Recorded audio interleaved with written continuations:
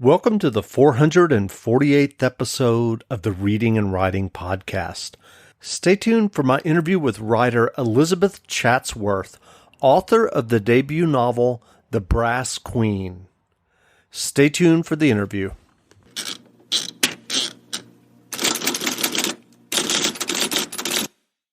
Well, welcome back to the Reading and Writing Podcast. My guest today is Elizabeth Chatsworth, author of the debut novel, The Brass Queen. Elizabeth, welcome to the podcast. Hello, thank you very much for having me. Sure. Well, if someone hasn't heard yet about your debut novel, The Brass Queen, how would you describe the novel? It's a gas lamp fantasy or a steampunk adventure or a romantic fantasy in an alternate history, a Victorian world with steampunk inventions. So it depends on your take, but basically it's adventure, comedy, and romance in a steampunk world. And do you remember the original impetus or idea that led you to write The Brass Queen? Absolutely. So I was rapidly approaching my 50th birthday, and I had never written fiction in my life, even though I've always been an avid reader. And I was lamenting to my husband of all the things I hadn't done, including writing a book, because, of course, that's almost everybody's goal at some stage in their life. One day I should write a book. And he said, "Why don't you write one?" And so I said, I have no idea where to start. So he suggested signing up for a writing class. So I actually signed up for an online writing class with David Farland. And the first exercise was a world building exercise. And so I wrote about this steampunk world because my husband and I were very interested in steampunk. We went to the conventions, we put steampunk cosplay, all these things. And I just did this exercise about this world where this airship attack happens during a debutante's ball. And David loved it so much, he said, "You really should turn this exercise into an entire book." And that's what I did, even though I had no experience. And over the next 6 years, I've been writing the draft and going through the revisions and going through the publishing maze until finally this week it's actually being published. So it's been quite a journey from absolutely no experience to holding the hardcover in my hands. And so how was the process once you had it written of finding a publisher? Oh gosh, it was an entire roller coaster journey, lots of thrills and spills. So the initial draft took me a year because I was a beginner. I was a slow writer. I edited as I went along, not knowing that I would be revising it later. And my path to the completed draft was probably about 8 to 10 pages a week, which is quite slow. But it was what it was. So once I had the first draft finished, I submitted it to a contest called Pitch Wars. You can check it out at pitchwars.org. So essentially, that is a mentoring contest. You enter the first chapter or two of your manuscript, and if selected, you work with a mentor for 3 months to perfect your manuscript in preparation for submitting it to agents. So this is quite early on in the publishing process you do this, but it's a free contest to enter, and I strongly recommend anyone who has a manuscript ready at their opening times, which is several times during the year, to submit it there. So I submitted it. I was lucky enough to get picked. And then I worked with 2 mentors, Leonie Kelsall and Marty Mabry, to try and turn my draft into something that an agent would consider.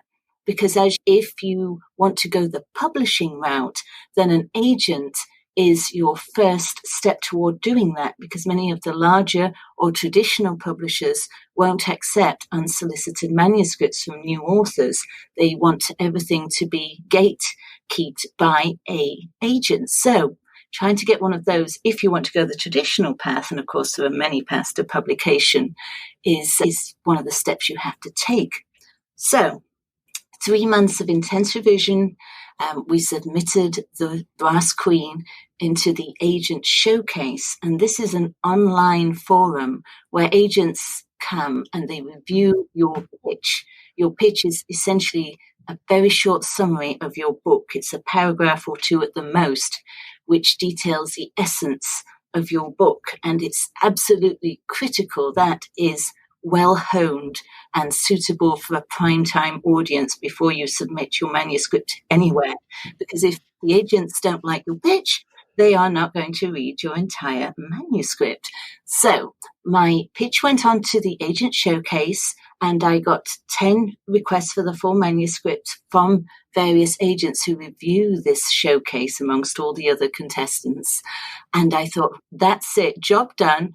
I've now had my manuscript requested. It's probably going to be published in, 2 months. Great, it's all over.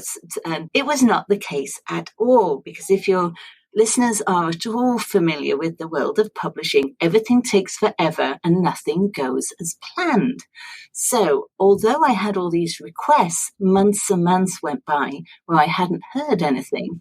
So I decided to start sending out queries to other agents. That involves crafting a query letter, which takes your initial pitch and just expands on it slightly to get the agent's attention, usually with a sample of something like a few pages up to a first chapter, or even up to the first 50 pages of your book. So I went through that rounds using a tool called Query Tracker to keep track of what I had done. Once I had submitted various rounds of that, I eventually signed with an agent. So again, I thought, this is it. I'm about to get published. Job done. No, that was not the case, because although she submitted it to all the different publishers and so on, my book is a gaslamp fantasy, it's a steampunk comedy, it's a romantic fantasy, it's cross-genre. Cross-genre books can appeal to a lot of different readers. They can have mainstream appeal, and they're just wonderful books to read, but they are hard to categorize. And believe it or not, publishing is a business, and it's all about money, and it's about categorizing your book into a marketing spot on the bookshelves so that the publishers can say, okay, these are the labels we attach to this particular book, and this is who it will appeal to. And if your book in any way crosses genres, it can be difficult for them to do that.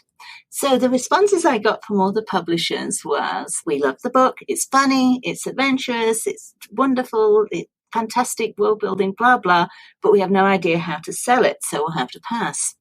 So that's a little bit of a downer after you've been through all this process, but one of the main things to keep you going through all this is just knowing that it's not about you personally, it's just about how will they market your book.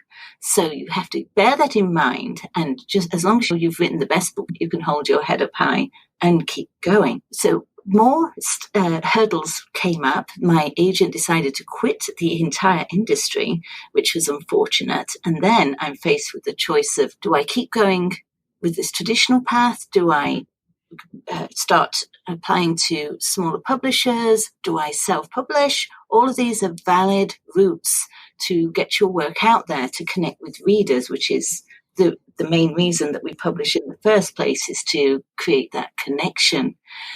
After various tumbles, I ended up signing with Camcat Books, who's a small traditional publisher who are new on the scene in genre fiction. So that's sci-fi, fantasy, romance, all westerns even. They're looking at all different genres.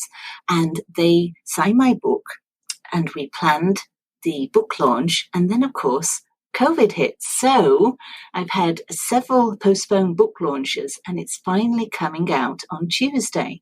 So the moral of the story is, overnight success took me about 6 years from when I first got this notion in my head that I should write a book. So if you are on this journey yourself, just know it might take a while. It may not go as planned, but eventually, if you stick it out, you will probably get to where you want to be. That's a great story. I'm curious, are there writers or novels that inspired you along the way of this journey that you just described? Oh, yes. I mean, even as a child, I always loved fantasy and science fiction. Basically, if it had aliens or cyborgs or demons and dragons, whatever it was that had a fantastical element, that's what I loved. So from reading Tolkien up to all the different Shannara novels, all those things. And when I was a teenager, I was very interested in science fiction and fantasy humor, because humor is one of the driving things behind everything I write.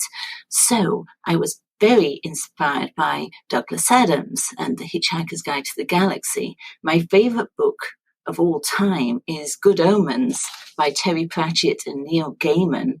And actually, when I came over to live in America 30 odd years ago, apart from a suitcase of clothes, the only thing I brought with me was my hardcover of Good Omens, because I love the book that much. I had the first edition from 1990, and it's the one thing I couldn't leave behind in England, because it's my comfort read. It's what I always want to read.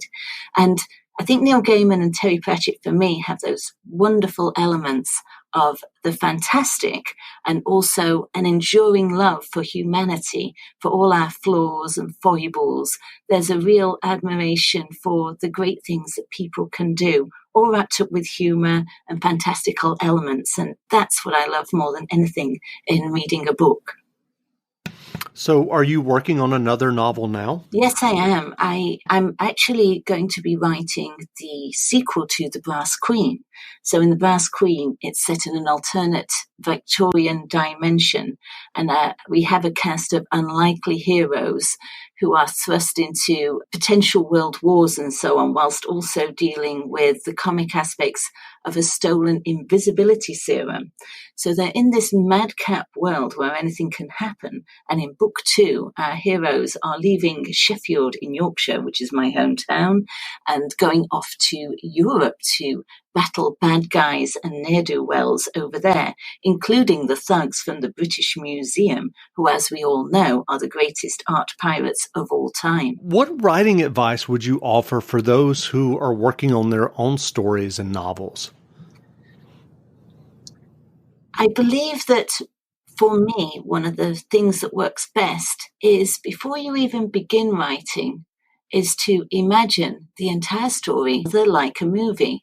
Just play it out in your head from start to finish. There may be cloudy moments and fade outs where you're not sure where things go, but essentially get that image in your head, see the characters, see it like a TV show or a movie, and then start your writing. Because I found if you view your story as if it's a movie, you can, as the editor, move backwards and forwards in this mental movie to zoom in or zoom out to actually bring your characters into relief, or to focus, for instance, on the setting or on a particular item in the setting or a moment of drama with dialogue.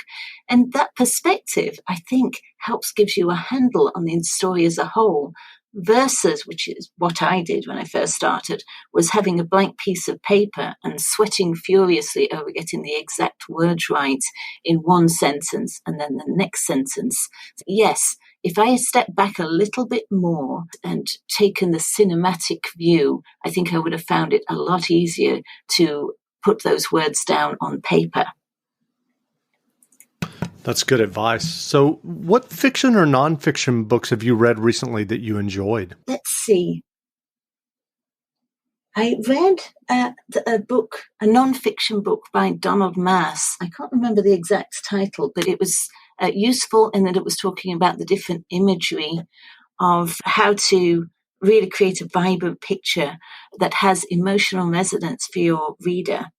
I always recommend the books by my mentor, David Farland, because he has been working with beginning writers for decades, and his way of explaining things makes even a complete beginner like me understand exactly what he's suggesting, and you can apply it easily to your own works. So I would definitely recommend all his non-fiction books. If you're looking for genre books on how to really make the most of your particular genre, one of the ones, if you want to write a romance subplot, is by Gwen Hayes. Let's see. trying to remember the exact title. Of course, I'm one of these people who, if they see a movie or a TV show or read a book, I remember the essence of it, but I never remember the titles. And the same applies to song lyrics, actually. When I try to sing along with a song, my husband asks me to stop because I invariably mess up all the lyrics. Let's see. So Gwen Hayes is, yes, I can't see the actual title from here. I've got bookcases over here, but I can't actually see them. Anyway, so those are all great books that can help. If in terms of fiction, I am currently reading a book called Goldspan, which is not yet released, which is a Rumpelstiltskin retelling by my co-author at CamCat, Brandy, which is absolutely wonderful. Another CamCat author is Dead and Michael Bradley. He has written a thriller that was fun. And also there is a gentleman called Jason Offit at my publisher as well, who's written a wonderful time travel sci-fi novel called So You Had to Build a Time Machine, which is, I think the title basically says everything about it that you need to know. It's comedy, it's sci-fi, and so on. Unfortunately, for the last few months, I haven't been casting my net too wide because as a member of a small new publishing company, one does have a responsibility and also a desire to read and help fellow authors. And I think if your readers are joining smaller publishers, that team effort, that camaraderie is very important. You want to help your fellow authors to develop their works to the best of their ability, and you also want their feedback on your works in progress and so on as well. So that's, if you are going with a smaller author, just bear in mind that if you're a team player, you'll get more out of the experience than if you're sitting on the sidelines. That's great. Where can people find you online if they want to learn more about you and your novel? Well, my website is www.elizabethchatsworth.com, and essentially you'll find a summary of The Brass Queen there, and we've just launched a book trailer, there's all the reviews and so on, and currently there is a pre-order offer. If anyone is interested in the book, there are 3 sample chapters on the website where you can get all sorts of goodies, so do check it out and see if it's your cup of tea. Great. Well, again, we've been speaking with Elizabeth Chatsworth, author of the debut novel, The Brass Queen. The book is on sale now, so go buy a copy. And Elizabeth, thanks for doing this interview. Oh, thank you so much. I appreciate your time.